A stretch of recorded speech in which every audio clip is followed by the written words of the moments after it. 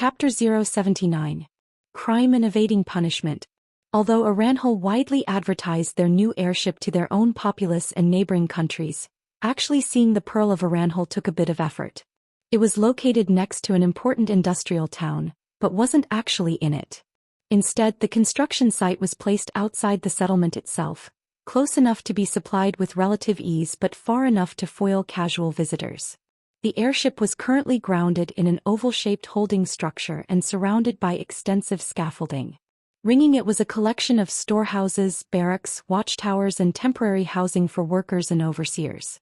Finally, the entire work camp was surrounded by a warded, alteration-made stone wall that stopped minor magical creatures or petty criminals from simply waltzing into the place.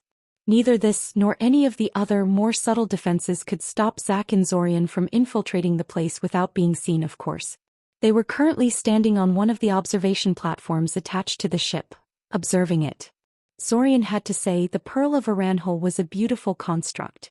Airships were often depicted as floating seagoing ships, an image that stemmed from the earliest known models, which really were simply modified seagoing ships. Ancient airship creators were working with a lower technological base and less developed economic infrastructure, forcing them to pick an already constructed vessel as a base for their project. Most modern airships, on the other hand, were built from the ground up as dedicated aerial vessels, so they rarely looked anything like a mundane ship. They tended to either have long cylindrical hulls covered in stabilizing fins or be some manner of a triangle. The Pearl of Aranhal bucked the trend there, in that it had a relatively flat, rhombus-like shape. It kind of gave Zorian an impression of a giant leaf. It certainly looked like it should be fast and maneuverable, but it made Zorian somewhat skeptical of the claim it was especially robust and durable by airship standards. Well, no matter. They wanted the ship because of its speed and flight endurance, not combatability. In any case, the airship's name seemed particularly fitting in light of its current coloration. Its hull was painted in dazzling, pure white, with no overt markings or identifying patterns. This was meant to be only temporary, however.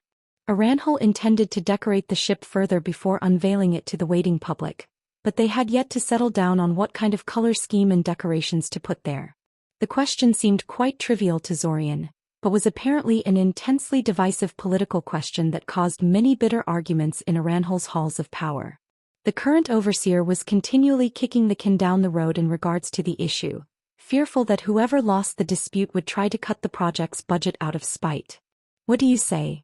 Zack suddenly said, rocking in place on his heels. He looked quite bored. "It's about time, no?" "Yeah, I guess," Zorian answered. He was a bit nervous, he realized, so he may have been stalling a little. "I'll go tell my copies to set the monkeys loose." He reached to his simulacrums through his soul, his ability to use his soul as a telepathic conduit as natural as breathing by now, and gave them a simple go signal. They already knew what to do. Golden Triclopses were monkey-like magic creatures native to the area. They had bright yellow fur, 2 small horns on top of their heads and an extra eye in the middle of their forehead. Their third eyes gave them the ability to perceive magic in some strange, hard-to-understand way, which made them quite interested in magic items. Of course, being only as smart as regular animals and somewhat aggressive, their interest tended to be unhealthy for the magic items in question and the humans that owned them. Zack and Zorian had captured several groups of these beasts earlier to set loose as a distraction. They were particularly good for this because the construction team had already had a number of smaller clashes with the local Triclops communities, and thus having a bunch of them making trouble in the base wasn't immediately suspicious. They had tried this already in the 3 previous restarts to test the waters, and they knew that the guards would first move to contain the situation before wondering if someone had sent this unusually large group of them here intentionally. By then, of course, it would be too late. After the golden Triclopses were set loose upon the unsuspecting base, Zack and Zorian remained in their current spot for a while, waiting. It would take a while before the creatures were discovered, the severity of the problem became obvious, and before the majority of the base's guards were mobilized to deal with them. Zorian monitored the situation through his simulacrums, whose senses he could tap into with ease. His studies of the cephalic rat swarms and the god-touched hydra living in the portable palace orb had done much to improve his ability to coordinate with his simulacrums. They weren't quite a single mind yet, but he probably didn't want that to begin with. Zack also had simulacrums present in the base. He had only managed to get them working recently, so they tended to have far more quirks and differences from the original than Zorian's own did.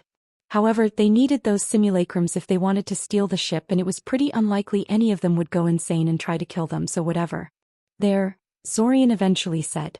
Everyone who was going to get pulled to deal with the monkeys is gone. It's now or never. Finally, Zack said. He didn't say anything else, instead opting to jump down from the platform. Zorian followed after him with a sigh, giving the simulacrums the signal to drop whatever they were doing and converge on the ship.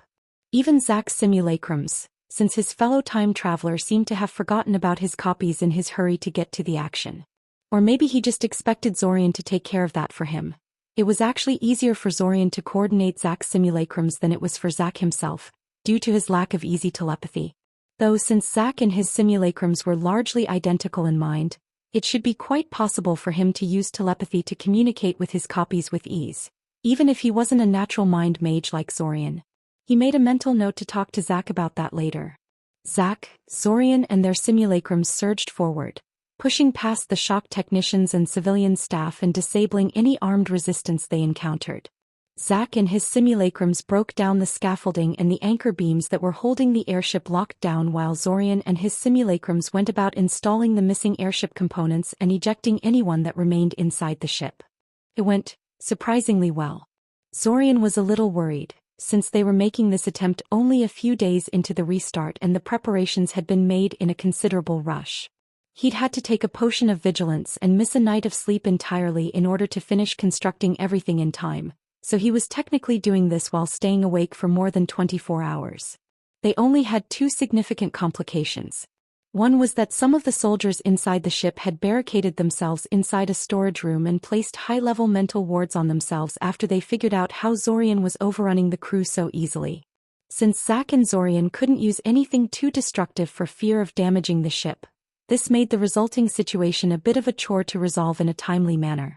Thankfully, the golem bodies of Zorian's simulacrums were capable of taking considerable abuse, so Zorian simply sent them in to swarm the soldiers with no regards to countering attacks. The result were two simulacrums with seriously damaged torsos and one that was missing both of his legs, but the problem was solved and the damaged simulacrums could still crew the ship just fine, though the legless one kept whining to Zorian about his predicament. The other was that once every simulacrum and missing part was in its place and they tried to take off, the airship wouldn't budge. It turned out that someone had installed an additional safeguard that none of the people Zorian had interrogated had been aware of, and Zorian was forced to frantically search for it while Zack repelled constant assaults on the ship from the reorganized Aranhali soldiers outside. Thankfully, Zorian eventually found the section the safeguard was in. Unfortunately, it was inside an engine regulation section and integrated into it too deeply and too subtly for Zorian to remove it cleanly in the time they had left. Aranhali battle mages were no doubt going to start teleporting in any time soon, and then they'd be forced to abort the attempt. Thus, Zorian just torched the entire mechanism, allowing them to take off but permanently crippling some of the ship's engines. Now the airship was in the air, rapidly distancing itself from the construction site as it flew in the direction of the Zlotic interior. However, it was considerably slower than it should have been, and there was another Aranhali airship chasing after them in pursuit. Zorian had no idea how that airship had gotten on the scene so quickly. Maybe it had just happened to be in the area when they made their attempt? In any case, the two of them were currently in the main control room trying to figure things out.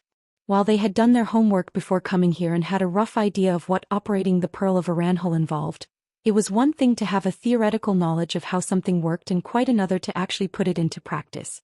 You know, this thing is harder and less exciting to pilot than I thought it would be, Zack said idly, poking and prodding the various levers and buttons on the control panel in front of him.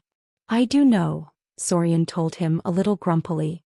He was rapidly becoming aware of why Aranhali plans called for a dedicated navigator that would focus fully on charting a ship's course. He was so fobbing off this job to a simulacrum the next time they did this. Just focus on keeping the flight engines running and be glad you're not in charge of navigation like I am. I'm not so sure your job is that much harder than mine, considering you wrecked half the ship in order to get us in the air, Zack remarked. It wasn't half of the ship. Zorian protested. Zack laughed at him. So easy to rile up, Zack said mirthfully. Anyway, whoever designed this stuff should have really been pulled aside and told to cut down a little on the mysterious dials and counters.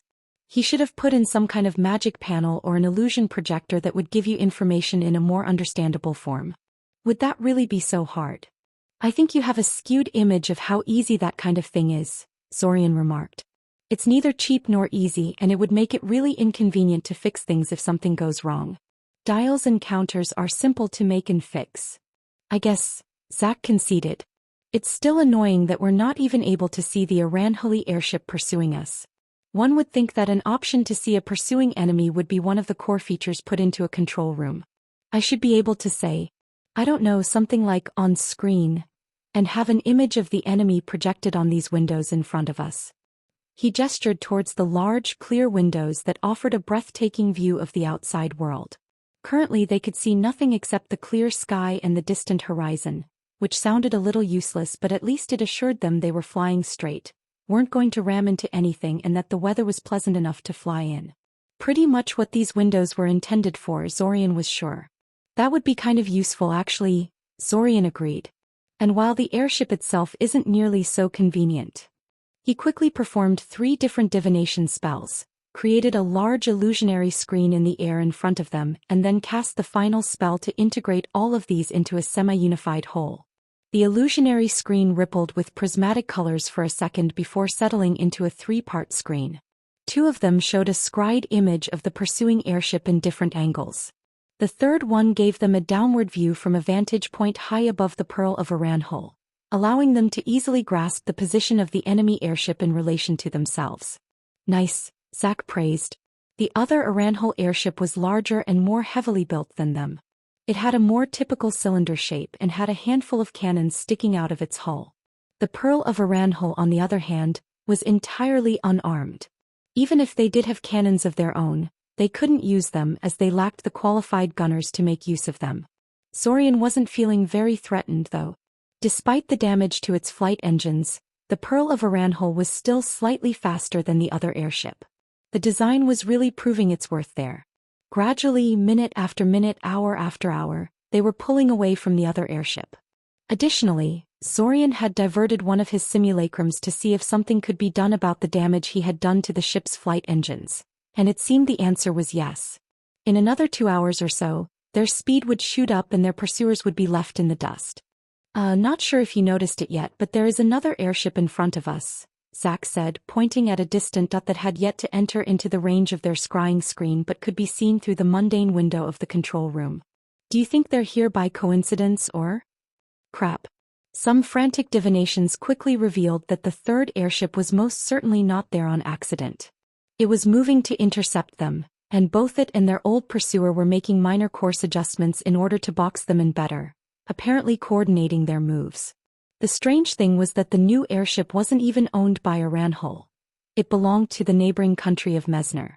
The 2 countries didn't exactly have the best relations with one another, so Zorian couldn't help but privately wonder what Aranhal had promised to the other side in order to get them to help out. A lot probably. They really didn't want to lose the Pearl of Aranhal, it seemed. Break. Previously, when Zack and Zorian were securing the Pearl of Aranhal and fleeing the scene with their ill-gotten gains, they had been trying to treat their enemies with as much mercy as possible. The Aranhal soldiers posted on the construction site were perfectly justified in being outraged at them after all, so the 2 time travelers tried to disable their enemies non-lethally.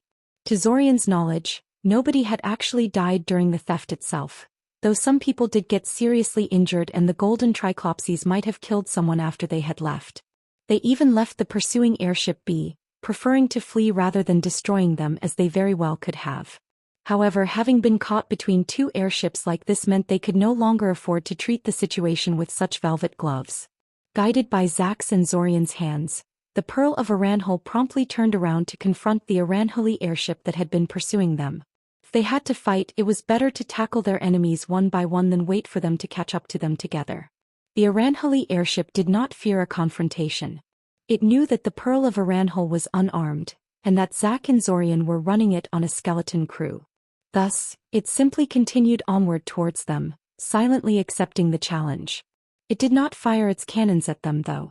Instead, 6 holes opened up in its hull and released a dozen or so giant eagle riders towards them. The eagles were overloaded with passengers, visibly straining under the weight of men they had to carry, but they flew fast nonetheless. Simulacrum number 2 stood on the outer hull of the Pearl of Aranjuez, studying the scene dispassionately.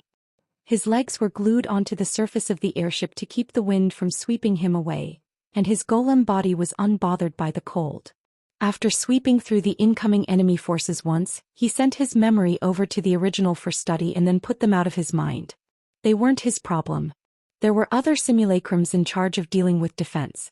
His job was a bit more proactive. He flexed his hands and shook a little, just to make sure the previous battles hadn't left some hidden injuries on him. The golem bodies that the original had made for them had been perfected to such a degree by now that they felt completely indistinguishable from their original form. However, the advantages of the golem bodies came with a hefty downside. If they were ever damaged, it was very hard to repair them, requiring a lengthy and expensive process. Poor Simulacrum number 4 was still legless, for instance, though number 2 agreed with the original that his whining got really old after a while. If a normal simulacrum had had both of his legs blown off, he would have dispersed from the strain. The guy should be grateful he even still existed, not complaining about missing limbs. His little checkup done, he calmed his mind and focused on the task at hand, counterattacking the Aranjuez airship. They thought themselves safe because they thought their opponents had no weapons. But they were so very wrong. Simulacrum number 2 teleported to the enemy ship. Teleporting from one moving target to another was a tricky thing to pull off, and was beyond most teleporters. But it was entirely doable for Zorian and therefore for his simulacrums as well. He couldn't teleport directly into the enemy airship, but he didn't have to. He teleported on top of the enemy airship's hull, disintegrated a few panels to create an opening for himself and then stepped inside. He didn't even try to hide himself as he advanced through the corridors towards the airship's flight engines. He didn't have the time, and he had probably been discovered the moment he made a hole in the hull anyway. 3 armed crew members quickly found him. Halt. Standy dash. He was ready for them. A severing whip cut them to pieces before they could so much as fire a shot. He didn't even slow down. He simply sped up, his divination spells having successfully mapped the interior, showing him where to go to reach his destination.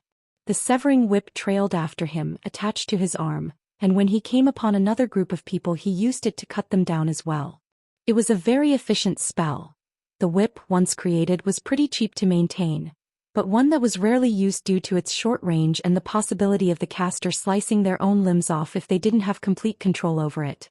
A bit brutal, admittedly, but the culmination of his task here involved crashing the entire airship. Most of these people would end up dead in the end no matter how you sliced it. A hail of bullets impacted his chest, but he simply ignored it, not even bothering to shield against them. His golem body was tough, able to shrug off minor attacks like those with ease. Spending mana to defend against things like that would be a waste. When a dazzling spinning bolt of fire swerved around the corner to slam into him, though, that he shielded against.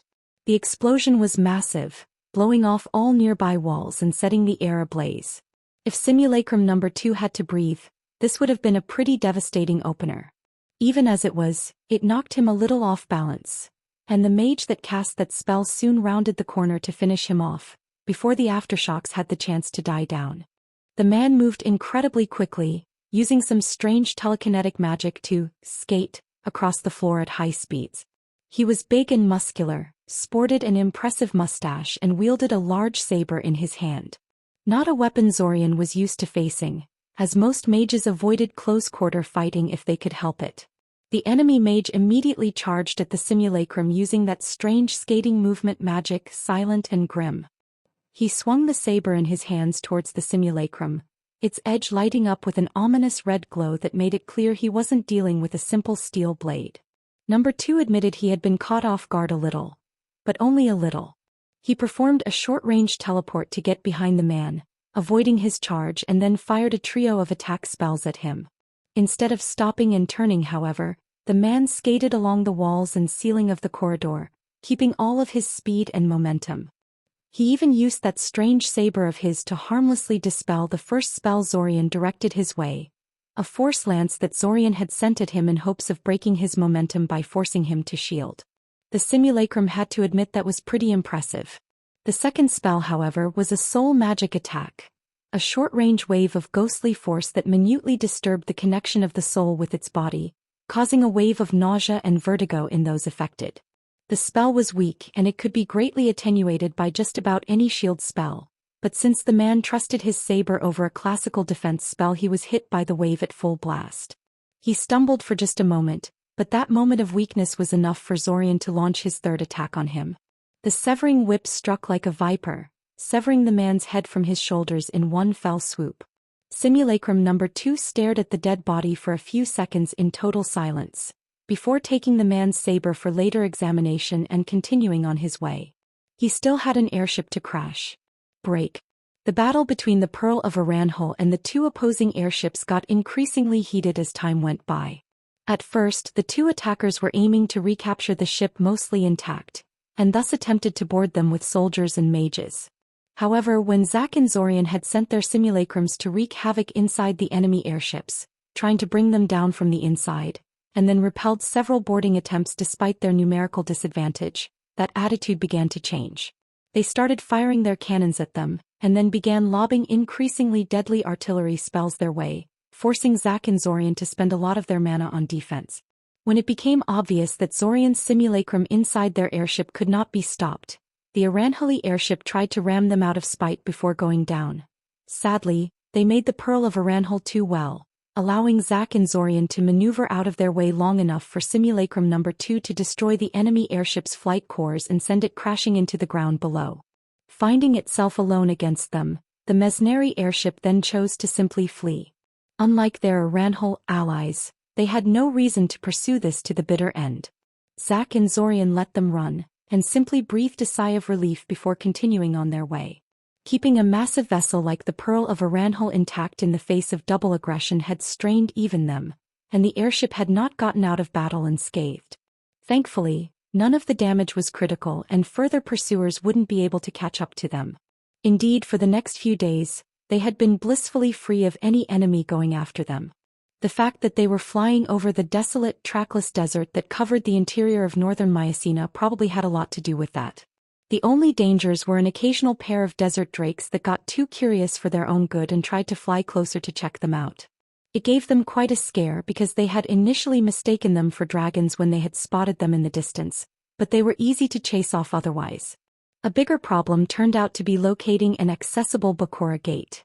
They wanted to find one before continuing towards the Ziggurat of the Sun, to make it easier to gain access to the Ziggurat in future restarts.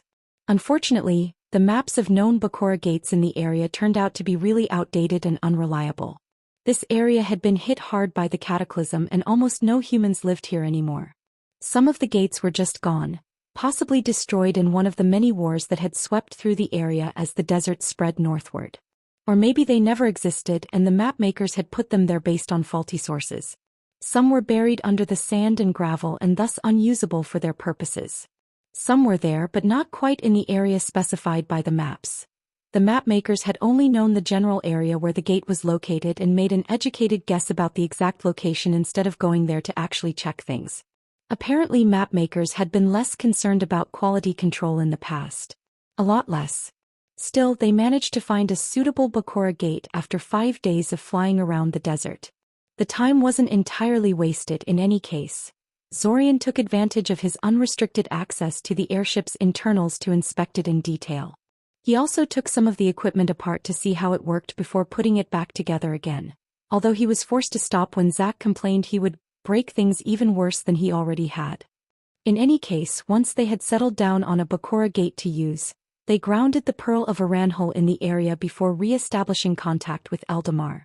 Zack had left one of his simulacrums there so he could open a dimensional passage for them the same way Zorian used to do, except that he couldn't contact his simulacrum telepathically through the soul, so they had to wait for a prearranged time of day instead of doing it on a whim. There were a lot of things they had to do back in Eldamar. First of all, they had to secure the cooperation of the Silent Doorway Adepts in order to obtain the password of the Bakura Gate they had claimed. Their research into the method of operating the Bakura Gate had greatly improved the speed and reliability of the Arania opening ritual, but they still needed the web's cooperation in order to make use of them. Thankfully, convincing the Silent Doorway Adepts to ally with them was a lot easier these days. The perfected opening ritual and the many new gate passwords they had obtained over the restarts made their words carry considerable weight. It usually took only a few days before the silent doorway adepts were ready to work with them. Secondly, they had to organize an expedition towards the Ziggurat of the Sun. Since the place was a Solrotham stronghold, they couldn't just fly in there as they pleased. They had a brand new airship, but Solrotham could all fly. They had to scout the area, see if they could get Alanik on board, repair the Pearl of Aranhal and Zorian's simulacrum golems, and then come up with a plan of approach after they had seen what they were working with. Thus, Zack and Zorian reluctantly left their new airship out there in the desert, guarded only by a few simulacrums, while they went back to Eldamar to prepare things.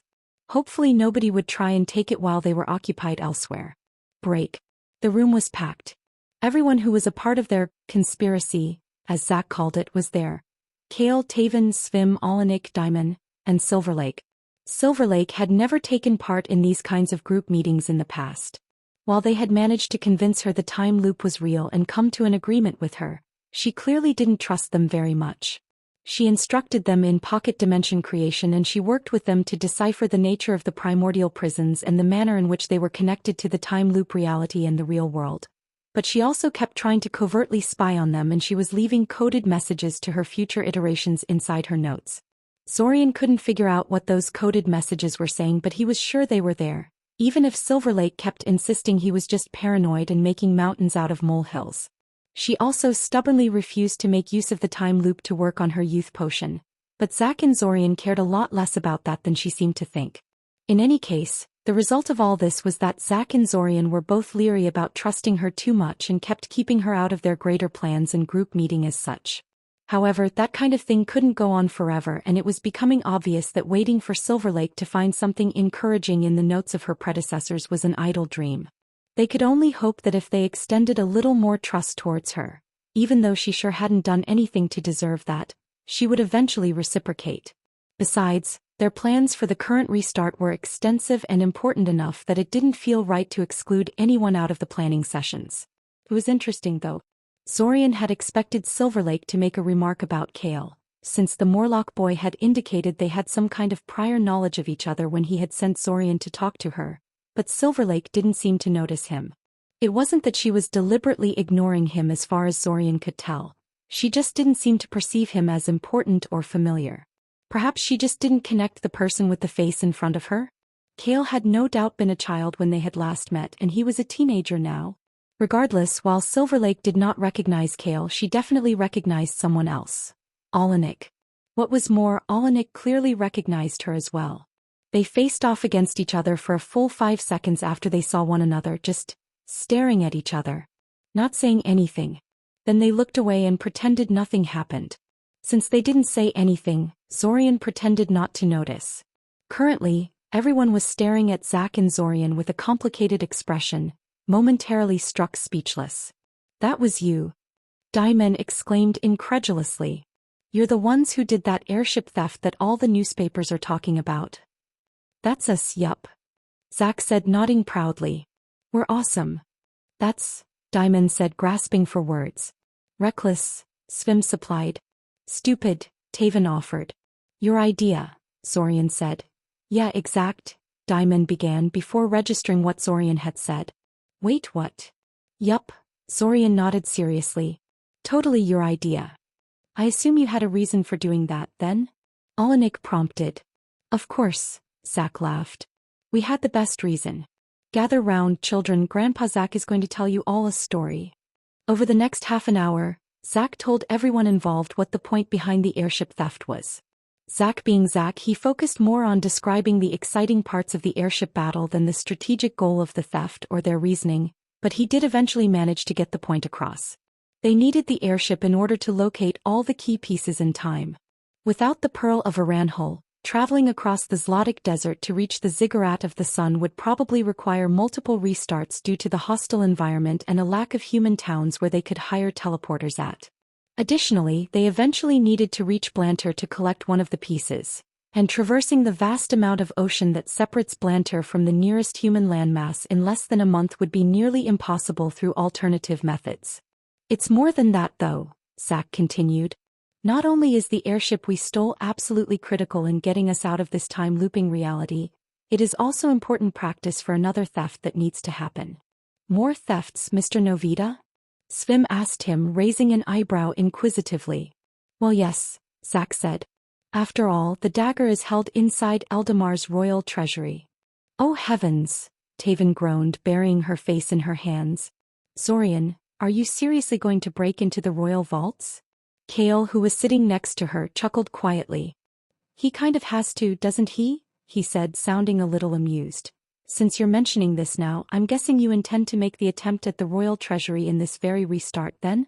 Olenek asked. Yes, Zorian confirmed. Additionally, we also intend to try and wrest the crown from Quatakikal, the ancient lich fighting for the Abasins. Potentially we could gather all but one of the key pieces in this very restart. I doubt we'll succeed in getting them all this time. Hell, I wouldn't even be surprised if we fail to get any of them. But it's good practice and it should at least tell us what areas we're lacking in and what we need to work on to succeed next time. I see, Olenek sighed. I will be frank. I am not very comfortable with condoning such an act of treason.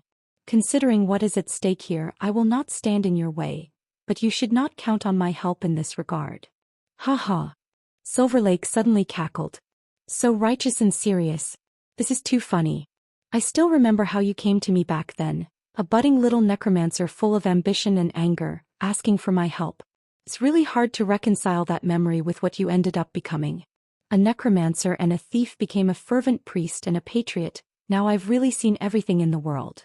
Olenek stiffened slightly at her words and then gave her an angry glare. Silverlake just grinned cheekily at him.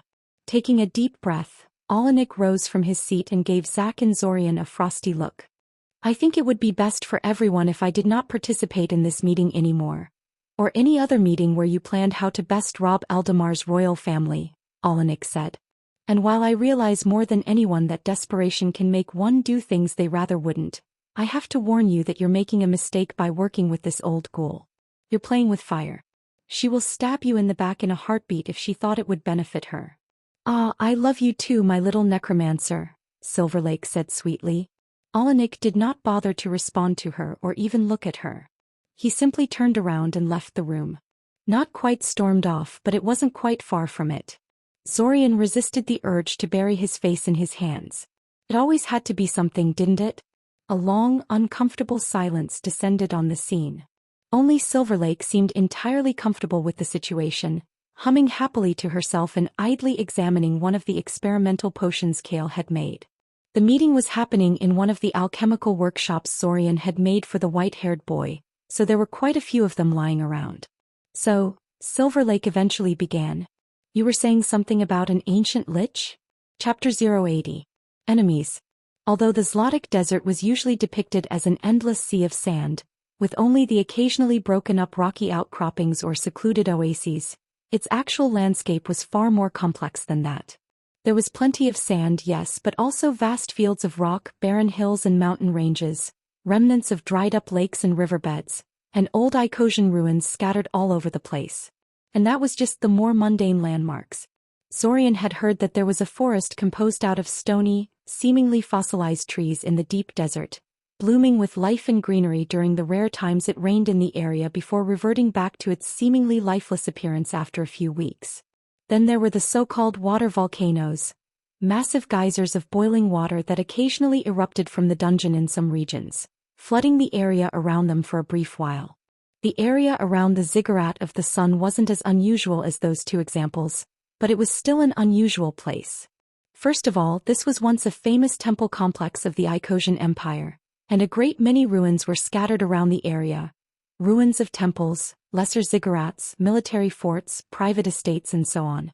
Many of these ruins had been claimed by the local Solrotham, but many more had been overrun by various desert-adapted monsters, which had moved into them and had dug themselves in too thoroughly for anyone to dislodge them. Secondly, there was a seasonal river passing through the area. Although it only persisted for part of a year, it was enough to make the area relatively vibrant compared to its immediate surroundings. Finally, the local underworld was particularly extensive and featured a large underground lake that no doubt contributed to making the land far livelier than it realistically should have been this deep in the Zlotic interior. Zack and Zorian were currently traveling through this land on foot, warily observing their surroundings. Their journey had been relatively free of dangers thus far, but that could change in a flash if they weren't careful. The heat was also slowly starting to get to them. Their comfort spells had done a fine job of warding off sunstroke and the worst of the desert heat, but this sort of magic was not all-powerful and Zlotic was quite an extreme environment. It made Zorian wish they had just arrived here in their pretty new airship. Unfortunately, that hadn't been an option. They were coming here to try and negotiate with the Solrotham for the rite of passage, and the Devil Wasps would no doubt react badly to the sight of an incoming airship. Most likely they would just attack the vessel immediately, ruining any chance of successful negotiations. Well, if Zorian was being honest with himself, the negotiations were not very likely to be successful anyway. Although Solrotham were known to have peaceful interactions with humans on occasion, they had a reputation of being an extremely fierce and violent species, and there was a long history of bloody conflict between them and humanity. On top of that, Solrotham were incapable of producing the necessary sounds to mimic human speech, and humans could not speak Solrotham either, making communication between the two species difficult. Even though the odds of a peaceful outcome were low though, Zorian still felt they had to try. No doubt he and Zack could forcibly take the ziggurat from the Solrotham if they really applied themselves, but there were hundreds of these things living there and this was their home. This was where they kept their children, their food stockpiles and water reserves, their workshops and trade goods. They were not going to give the place up easily. They might even decide to fight to the death, which would force Zorian to deal with Solrotham children and non-combatants somehow. He'd rather avoid that headache if at all possible. This should be enough, no? Zack suddenly said. He hopped onto a nearby rocky outcropping and quickly scanned their surroundings. I think we're far enough into their territory. Any further and they might attack us on principle. Though really, I still think we're going about this the wrong way. Solrotham are famed for their savagery, no? I bet smacking them around a bit until they're ready to talk would produce better results than just approaching them peacefully. Show them we're serious, you know. You might yet get your wish, Zorian said, performing a brief sweep of the area with his mind sense, soul perception and his plain two eyes. There was some sort of snake hiding beneath a nearby patch of thorny bushes, but it was absolutely terrified of them and had no intention of attacking them, so Zorian ignored it. If the wasps attack us immediately or refuse to even entertain our offer, we'll go with your plan. Huh. Great. Zack grinned before retrieving a water bottle from his backpack and emptying it on top of his head. He sighed in relief. I needed that. After some thought, Zorian decided to follow his example and did the same. It did make him feel a lot better, he had to admit. A minute or so of comfortable silence ensued. Shall we? Zorian eventually asked. Yes, Zack nodded. Fire away. Zorian performed one of the many spells that produced a signal flare in some fashion. In this case, a brilliant red star that released a high-pitched scream as it flew through the air, and fired it straight into the sky above him, announcing their presence to everyone for miles around. They didn't have to wait long. Not even 15 minutes after Zorian had fired the flare, a trio of black dots appeared on the horizon. Their features were kind of hard to discern because they were approaching them from a direction that let the sun illuminate their backs, but Zorian was pretty sure he was looking at an incoming Solrotham patrol. Soon this suspicion was proven correct. They were louder than Zorian thought they would be.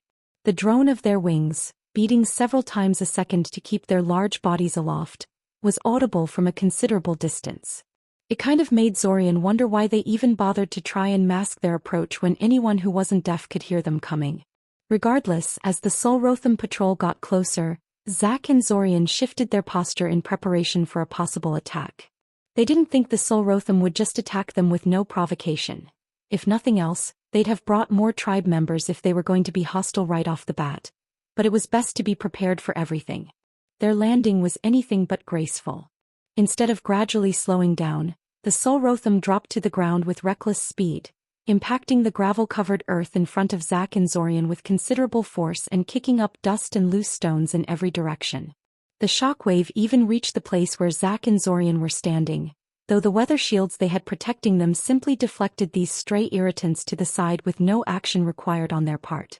Well, the meeting had barely even begun and already Zorian was starting to dislike the damn wasps. In any case, with the Solrotham right in front of them, Zorian could finally take a good look at one. He had seen the descriptions and illustrations of them in the books naturally, but that sort of thing really couldn't compare to seeing something in person. They were big, smaller than the 3-meter-long giants that the books described, but not that much smaller, but also very spindly and fragile-looking. That impression was misleading. He knew Solrotham were said to be strong enough to tear a man limb from limb with their bare hands and tough as coffin nails. Black, glossy chitin covered their wasp-like forms, and their faces were very much insect-like, alien and inscrutable. Their eyes, as black as their bodies and multifaceted like those of most insects, gave away nothing of their inner thoughts. They had a pair of short antennae on top of their heads, though, and these twitched madly in their general direction, revealing their agitation. Zorian had trouble interpreting their thoughts and emotions, alien as they were to his sensibilities, but he could tell that the trio was feeling twitchy and paranoid, ready to either attack them or flee at the slightest sign of aggression. All three of them carried spears. They were appropriately sized for a creature of Solrotham's size and strength, which meant they were pretty gigantic by human standards. The size and weight alone made those spears a significant danger, even though they looked somewhat crudely made. In addition to these close-quarters weapons, each Solrotham also carried a handful of smaller spears strapped to their backs. These were the notorious heavy javelins that Solrotham used as their ranged attack method. Generally, every Solrotham raid opened with them hurling a storm of these javelins at their targets before closing in to clash with their foes face to face. Solrotham bodies were strong and durable, and they did not fear close-quarters combat. But even so, they did not balk at softening up their targets a little before closing in. Somehow, the spears and javelins made the Solrotham trio far more threatening than they should appear. Objectively speaking, the 3 devil wasps in front of them did not pose a significant threat to Zack and Zorian, but seeing them clutching those spears in their hands was a stark reminder that they were dealing with creatures that were not just sapient, but tool users as well. As a rule, sapient monsters did not employ tools much. Other than lizardmen and a few other species, most of them basically lived like animals. Their innate abilities were potent enough that technology largely seemed pointless to them. Why use a spear when your claws are sharper? Why build a house when the cold and the rain hardly hurt you? Solrotham, though, went to the trouble of creating tools and homes that made use of their natural advantages and made them more potent than they would otherwise be. They shouldn't take them too lightly. "Hello," Zorian greeted with as much friendliness as he could manage, when standing in front of a trio of giant, sapient, aggressive wasps. "Do you understand me?" He really hoped they did. Solrotham tribes usually made sure they had at least a couple of members that could understand the local human language, but this tribe lived quite a distance away from any major human power, so it was possible they felt no need to bother. If they were ignorant of any human tongue or only understood a dialect that Zorian himself did not speak, they were in trouble. Telepathic communication between entities that did not speak a common language was a crude and often unpleasant thing. Doubly so if the people involved were as different in their perception of the world as humans and Solrotham were. The 3 Solrotham erupted into a storm of chattering, punctuated by an occasional buzz of their wings and mad flailing of their antennae. However, they did not bother to face each other to do so, their attention on Zack and Zorian never wavering and their spears pointed firmly in their direction. Finally, the Solrotham on the left stepped forth towards them before twirling his spear theatrically and stabbing into the ground. He thrust all 4 of his hands towards them, palms open, in a gesture that was probably supposed to prove that he really was unarmed. Then he made a series of hand gestures before leaning back and expectantly waiting for a response. Zorian frowned. Was this how the Solrotham usually communicated with humans? It would make sense, he supposed. Most mages weren't as proficient in mind magic as Zorian, and Icosian's spellcasting language already employed a lot of hand gestures, so this method of communication wouldn't be totally alien for a lot of people. Plus, Solrotham hands were remarkably similar to human ones, despite being giant wasps. "Well, that's a bit of a problem," Zack commented lightly. Zorian ignored him. "I do not understand that," Zorian said, speaking loudly and slowly. "Please think your responses at me in human language. I will pick it up from your thoughts." The Solrotham froze for a moment before flattening his antennae over his forehead and hissing at him, sounding remarkably like an angry house cat. "I think you got him a little angry," Zack supplied helpfully from the side. "Yeah, thanks, Zack. Real helpful of you." The Solrotham reached to his side and grasped one of the several items tied to his waist, a small bundle of herbs and bones wrapped in snake leather. All three had a couple of trinkets like that hanging off their bodies, but until now Zorian had not put too much thought into that. In any case, the Solrotham proceeded to wave the bundle in front of him, as if trying to ward himself against Zorian's magic. Sadly for him, the bundle didn't really do anything as far as Zorian could tell. Zorian was mystified at the action before it occurred to him that this might be the equivalent of one of those silly folk charms that old grannies and street sellers sometimes peddled to children, travelers and the like. I mean, you no harm. I really don't, Zorian said as soothingly as he could manage. It didn't seem to help. The Solrotham in front of him just waved his little charm harder, and the other two Solrotham were starting to get more agitated as well. And really, your thoughts are safe. I can only see what you think in human terms, nothing else. This was effectively true. While Zorian could indeed see into the Solrotham mind, even their emotions were a pain to puzzle out, much less their surface thoughts. If he wanted to be able to read their minds, he would have to invest months or years of work to do so, much like he did with Arania. They didn't have time for that. The Solrotham in front of him was silent for a few seconds. Then, seemingly realizing that his magic charm was not being effective, he stashed it back on his belt and shifted his posture into a more confident stance. Speak, the Solrotham said in his mind. Fine, Zorian nodded.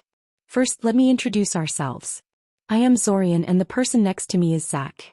May I know who I'm talking to? No, the Solrotham replied. I will not give you my name, sorcerer, the devil wasp clarified after a few seconds. Everyone knows that names have power and that your kind can use them against us. What? This was news to Zorian. Well, whatever. He would just think of the Solrotham in front of him as Buzzkill, for now then. We seek passage through your territory and wish to present gifts to your leaders, Zorian said. He didn't mention anything about searching the ziggurat yet, since simply getting inside would give them useful information. At the very least they would find out if the key piece was actually there if they could get in, due to the detection ability of their markers. Out of the question, Buzzkill said resolutely. You are not of the tribe.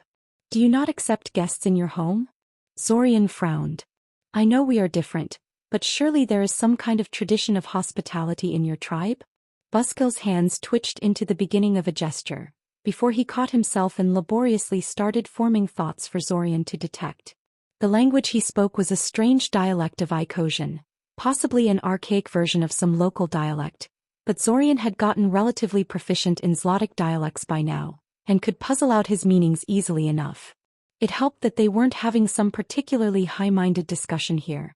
A wise one does not simply let strangers walk into his home, Buzzkill stated. We would need to make sure you are friends of the tribe. Signs would have to be consulted and proper rituals observed. I see, Zorian said uncertainly. And how long would that last? Many days, Buzzkill said. Zorian could be wrong, but he thought he detected a note of schadenfreude in his thoughts. Zorian was silent for a while, considering the situation. A few more questions to Buzzkill regarding this whole process of consulting the signs and whatnot did not yield anything except vague explanations and refusals to elaborate. It was all very secret and not to be spoken about with outsiders, apparently. His questioning was eventually interrupted by an incoming telepathic message, however, one coming from Zack. He may not be psychic like Zorian was, but telepathy was not beyond the reach of normal mages. It was just rarely used because it required a great deal of training to use, even if one knew the relevant spells and because of trust concerns. Now, thanks to the extensive training of his mental defenses over the last dozen or so restarts, Zack had lost some of his paranoia regarding mind magic, allowing them to silently exchange thoughts when the situation called for it. Who knew, maybe one day Zack would actually let him perform a detailed examination of his mind to see if Red Robe had left any more surprises in there. I'm guessing things aren't going too well? Zack asked. Hard to say, Zorian said. Strictly speaking, he didn't say no, just that it would require a lot of time and effort and probably bribes, for us to be granted entry into their territory. But I don't know. Huh. Right, Zack said. Hey big guy. Zack suddenly spoke out loud, causing all three Solrotham to turn their heads towards him. Be honest. You don't really intend to let us meet your leaders, do you? Buzzkill shook his wings a few times contemptuously, before laboriously forming words in his mind again. It is not my place to decide that, he said. But I think not. We are wise to your ploys. Your kind is dangerous and scheming, and you forever lust after this place. It was once yours, and you have never come to terms with how it changed hands. Any further discussion was rendered obsolete when Zack and Zorian noticed a swarm of black dots on the horizon. There were at least 20 of them, and they were coming straight towards them.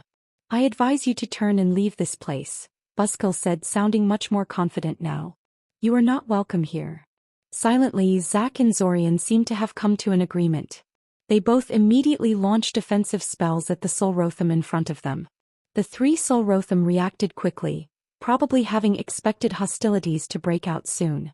Buzzkill wrenched his spear out of the ground and charged straight at them with a loud, screeching battle cry, while the 2 Solrotham in the back reached towards the javelins strapped at their back.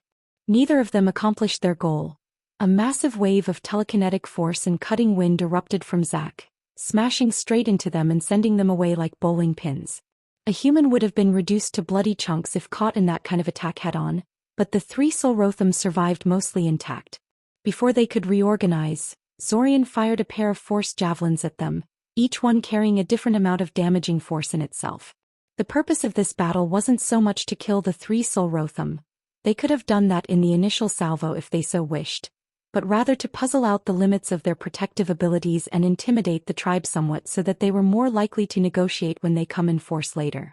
With that in mind, Zack and Zorian proceeded to throw the 3 Solrotham around like rag dolls, breaking their wings and limbs in the process and making sure that the incoming Solrotham forces could see the overwhelming power they represented. Eventually, the incoming Solrotham swarm finally arrived at the scene, and it was time to leave. Zack and Zorian tanked one of the javelin salvos from the group, just to show they could, and then teleported away. But they would be back, and they would bring an army with them next time. Alright, now that everyone is here, we can officially begin, Zorian said, giving everyone present a cursory look. I know that some of you have certain misgivings about some of the people present, but it means a lot to me and Zack that you were willing to come here regardless. He gave Alanik and Silverlake a look while saying that, as they were pretty much the people this was directed at. After Alanik had abruptly left the meeting last time, the meeting had been wrapped up soon afterwards.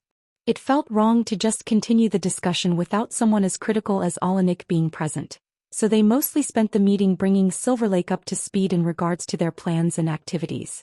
I don't know what you're talking about, Brat. Personally, I thought the last meeting was a fun little reunion, Silverlake said. It's not my fault Alanik decided to be a baby for no reason. Really, one would think a grown man like him would be at peace with his own past by now. Not to mention... Silverlake, please, Zorian interrupted her with a long-suffering sigh. We're here to talk about Quatakikl and how to tackle him, okay? Let's leave these kinds of personal discussions for some other time. Preferably never. He shot Alanik a grateful look for not rising to her bait and sparking another confrontation.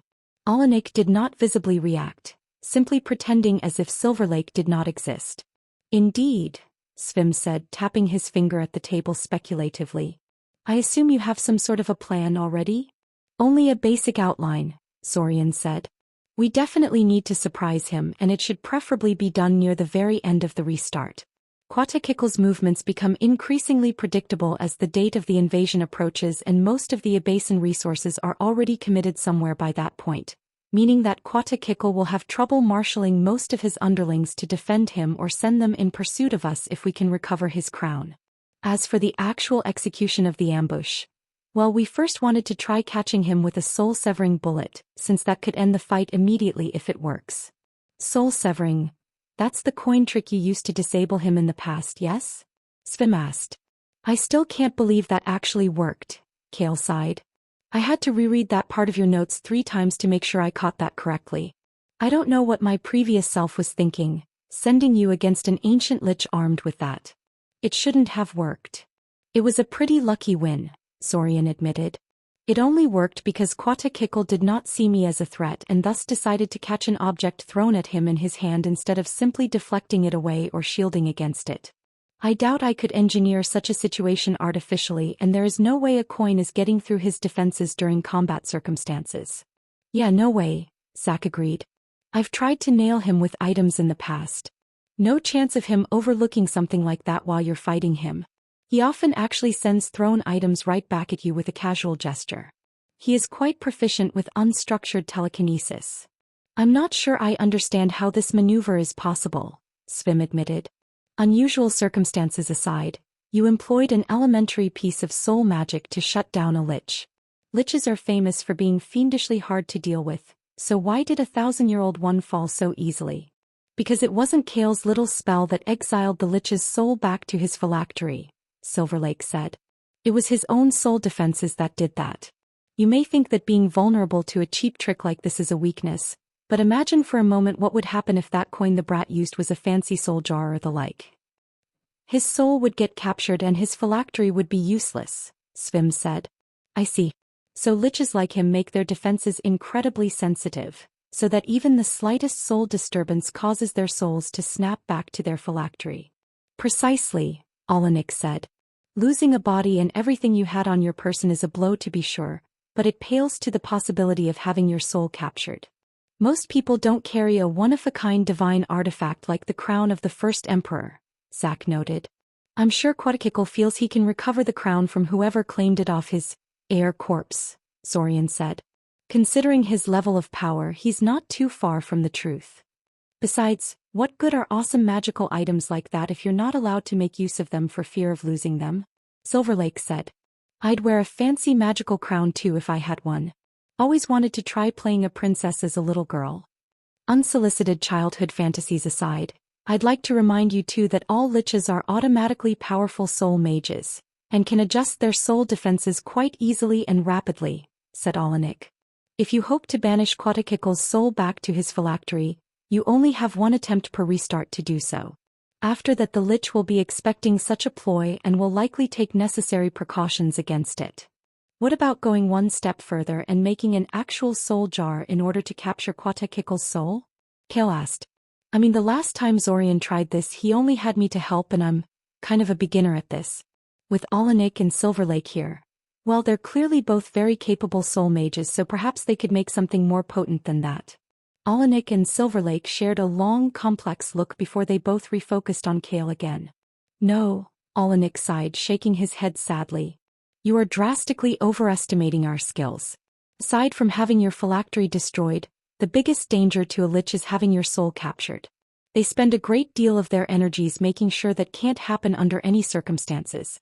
An old, experienced lich like Quetzalcoatl. The only realistic way of dealing with him is destroying his phylactery, Silverlake finished for him. Nothing else would work. I see, Kale said in a subdued manner. There is a reason why so many mages aim for lichhood, Silverlake noted. As far as methods of immortality go, having your very own resurrection point is hard to beat. Being undead is no true immortality, merely a twisted reflection of one, Olenek stated. Silverlake harumphed at him but said nothing. Instead she turned towards Zack and Zorian and gave them a speculative look. What? Zack asked. Did you two ever think about just soul-killing Quetzalcoatl? You know, that trick the third time traveler used on the Arania and such?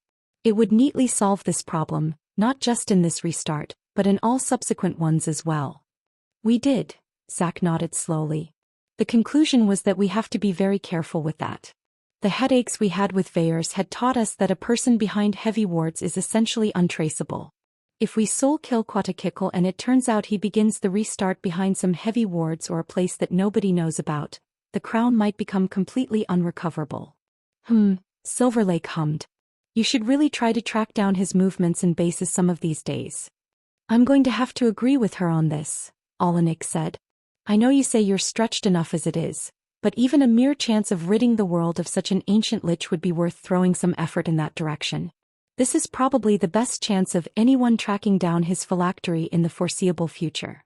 That's easier to say than to actually put into practice, Zack said, shaking his head. A small silence descended at the scene, only broken up when Silverlake decided to clear her throat and attract everyone's attention to herself. In any case, I've done some digging in my personal records after you've explained the situation to me. I think I have something that might help you take down Quetzalcoatl, she said, pulling out a weathered old scroll out of her bag. Oh, Zack said eagerly. Do tell. It's a trap field that prevents souls from escaping out of the area, Silverlake said, throwing the scroll in his direction. Zack caught it, fumbling slightly with the catch due to not expecting the move. For undead like Quetzalcoatl, It stops them from leaving until they shut down the ward. If you can lure him into the field, it should give him trouble for a time at the very least. I heard he moves a lot around the battlefield and loves to retreat to come back later. This ward is not nearly as obvious as an anti-teleportation field, but effectively has the same effect as one on undead. That did sound very useful against Quatakikl. Anyway, I would be of little use to you in the actual battle against a powerful lich like Quatakikl, but I can help you set up the battlefield beforehand, Silverlake continued. Aside from the spell I just gave you, I also have a few other surprises, though none are as effective as that one. And while Zorian is arguably a better warder than I am, he doesn't have experience with these particular spells. I'm probably going to take you up on that offer, Zorian said. This restart was going to get pretty busy as their preparations approached completion, so any chance to offload some of his responsibilities on someone else was useful. Every little bit of help is useful. As for Svim and Alanik, I am hoping you two will help us battle Quatakikl if the ambush fails. Which it probably will, Zack noted. Hush, child, Silverlake chided him. Don't you know you will curse this whole endeavor with such talk? Just being realistic, Zack shrugged. I tangled with Quatakikl the most out of anyone here, so I feel I have the right to be a little pessimistic. Anyway, I actually have a suggestion of my own. I think I have an idea about something we can do to better prepare for the eventual battle against Quatakikl. And what would that be, Mr. Novita? Svim asked. A practice fight, Zack said with a cheerful grin. I'll play the role of Quatakikl and you will all cooperate and try to subdue me. Admittedly, I am not an ancient lich of unfathomable power and experience, but I did recently become capable of creating my own simulacrums, so there is no danger of me getting hurt in the fighting. You can think of me as a discount Quatakikl, I guess. Zorian flinched a little at his description. This was such a bad idea. Zack, he protested. There is no warding scheme in existence that would be able to handle the level of destruction involved in such. I think it's a great idea, Alanik suddenly said. Zorian gave him an incredulous look. I would like to also invite Silverlake to participate in these exercises. Even if she doesn't intend to participate in the actual battle, these sort of mock fights would surely help her get a better perspective on what she is dealing with and help her fine-tune her preparations. Oh, come on. What's that supposed to mean? Silverlake said, scowling at him. This sparked a loud fight between them, the two of them slinging barbs and thinly veiled insults at each other while Zorian's mood steadily worsened. I hope you're happy with yourself, Zorian sent to Zack telepathically. It's going to be great, you'll see, Zack sent him back completely unapologetic. Zorian looked at Alanik and Silverlake, who were still trying to outtalk each other, and then at Svim, who looked like he wanted to attack both of them to make them shut up. Kale had decided to flat out vacate the room at some point, which was probably smart of him. He was too weak to participate in the sort of practice fight Zack was suggesting, and staying behind might mean he would get pulled into the argument between Alanik and Silverlake. Yeah, Zorian muttered to himself. Great. Break. In the end, despite Zorian cautioning against it, the group decided to hold the battle practice that Zack suggested. Alanik obviously supported the idea, and he managed to goad Silverlake into supporting it too in the end. Svim, though annoyed with the way Alanik and Silverlake were acting, felt it was a sensible idea, and was probably curious about the level of magical skill that Zack and Zorian truly had anyway. Thankfully, the practice fight was not going to happen for a few more days, leaving Zorian time to tangle with other issues. Mainly, this meant making preparations for the attack on the ziggurat of the sun golems had to be made, terrain scouted and information on Solrotham gathered. Thankfully, Alanik had agreed to help them out during the fighting, despite his disagreements with them over the inclusion of Silverlake into the time-looping conspiracy.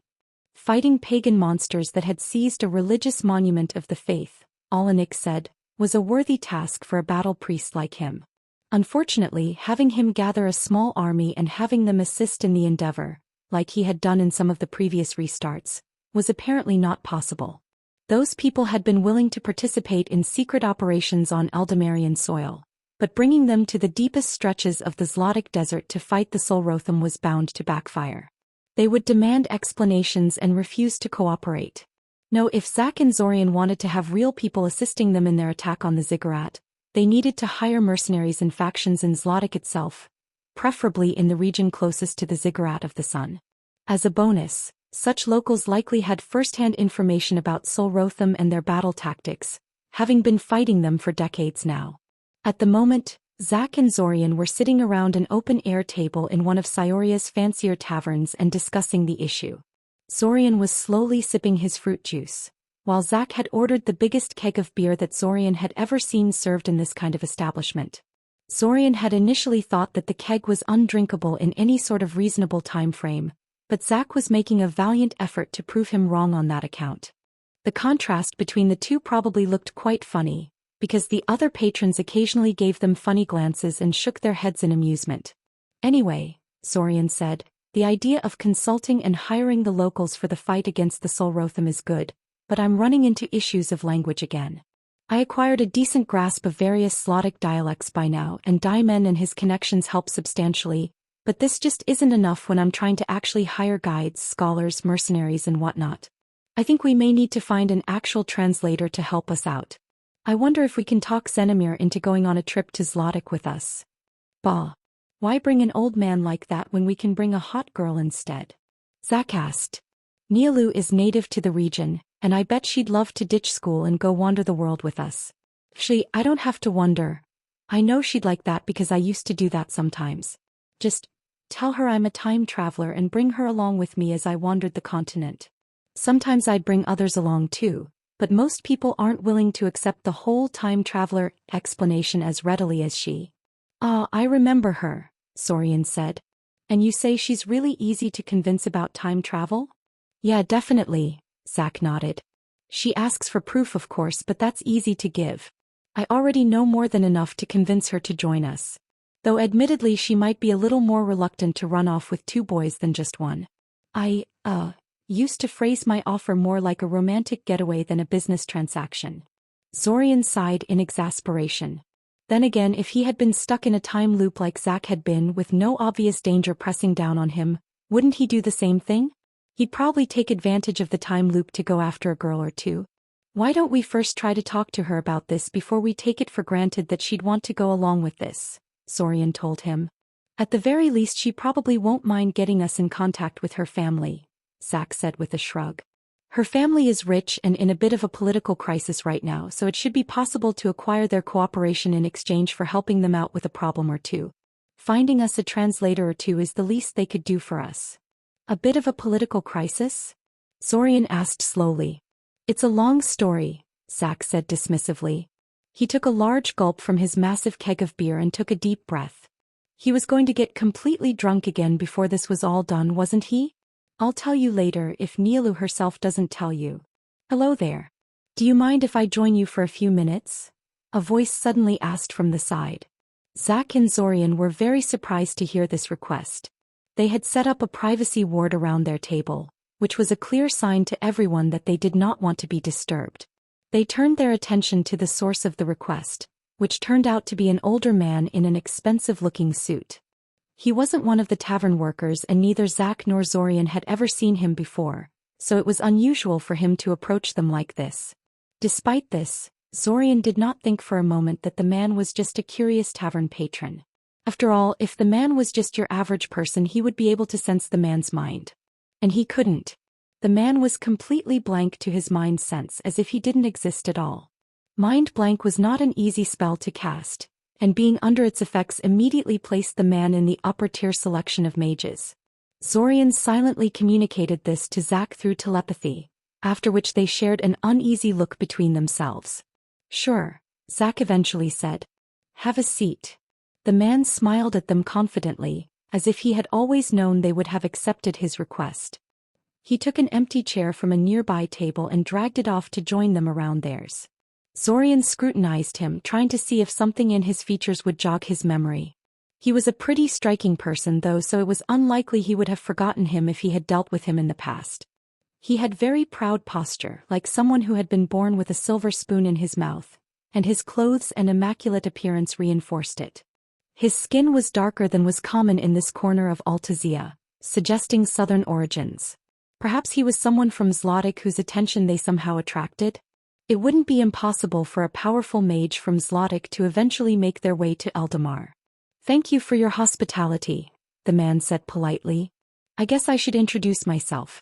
I am Sarawata Marenta and I'm afraid I'm here to discuss something a bit unpleasant. You see, I have recently noticed that you have been gathering information about me and interfering with my activities, so I have decided to come here and see if there is any way we could discuss this in a civilized manner and maybe come to a peaceful solution. I do not consider myself an unreasonable man. What an exotic name. It definitely sounded Zlotic, but he was pretty sure that kind of name was obscure even there. He definitely didn't remember about interacting with any person named like that, and he had a pretty good memory thanks to his mental powers. The rest of his story though, what the hell was he talking about? He gave Zack a questioning look, but his fellow time traveler shook his head in the negative. Sorian turned back to the man and gave him a serious look. I'm afraid you made some kind of mistake, Mr. Marenta, Sorian said. No, I don't think I have, Sarawata said confidently. My name may be confusing you somewhat. I rarely use my old name when interacting with the public, so most people have forgotten it. Just the way I like it, to be honest. Sorian frowned. How do you expect us to know who you are if you hide your identity like that? Zack asked, his tone somewhat unfriendly. Sorian didn't blame him. Perhaps it was because of the man's unflinching confidence, appearing as if he was holding all the cards and the outcome of this meeting was already predetermined, or because of the mind blank he put on himself, but he was really starting to dislike this Sarawata Marenta. He also noticed that the man's soul was flawlessly stable, with not even the tiniest ripples marring its surface as they spoke, which meant he was a soul mage of the highest order. Not even Alanik could keep his soul so featureless. Ha ha, the man abruptly laughed. His soul still remained completely calm despite his obvious amusement. So you're saying you're targeting so many people that telling you I'm one of your victims isn't enough to narrow things down? Interesting. Zack scowled. Mr. Marenta, I'm starting to think you're asking for a beating. If I tell you I've been around for a while, will this help? The man said, grinning from ear to ear. Master Mage. Incredibly proficient in soul magic. Zlotic in origin. Someone they were targeting. Very old, older than he looks. Fake appearance? Obscure name, possibly an archaic one? Old enough to go out of fashion? Sorian swallowed heavily. Quata Kikl, he asked. The man's grin never wavered. Instead, a flash of sickly green light passed over his face for a moment, revealing a familiar pitch-black skull of a millennia-old lich. Then the moment passed and his face was the same flesh and blood mask he had been wearing up until now. I'm so pleased to deal with intelligent people, Quata Kikl said, leaning back in his chair. It makes things so much easier. So, do you think you're ready to talk?